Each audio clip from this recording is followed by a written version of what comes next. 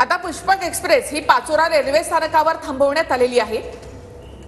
त्यातून उतरलेल्या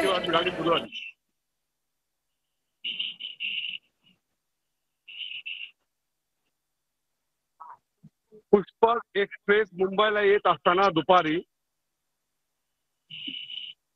जळगाव स्टेशनच्या पुढे ट्रेन सुरू असताना पाचोरा स्टेशनच्या पहिला दरवाजात काही लोक बसली होती स्लीपर क्लास डब्यामध्ये। तर गाडीचा ब्रेक दाबल्यामुळे काय होतो, दोन्ही चाकांमध्ये घर्षण होऊन तिथे थोडी आग होते। तर ती लोक थोडी बसली, त्यांना असं वाटलं तर आग लागली गाडीमध्ये, ते ओरडले, गाडीमध्ये आग लागली आग लागली। त्याच्यामुळे बऱ्याचशा लोकांनी खाली उड्या घेतल्या। आता खाली गाडी थांबली, चेन घेतली, गाडी थांबली आणि ज्या उड्या घेतल्या त्या वेगळ्या दिशेने घेतल्यामुळं समोरच्या ट्रॅकवरनं बँगलोर एक्सप्रेस येत होती आणि त्याच्या खाली काही लोक चिरडली।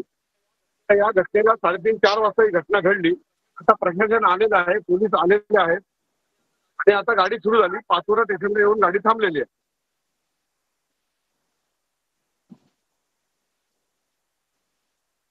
गाडी आता पाचोरा स्टेशनला थांबलेली आहे। ही दुर्घटना झाली ती निंदनीय आहे, खूप दुःखद घटना घडलेली आहे।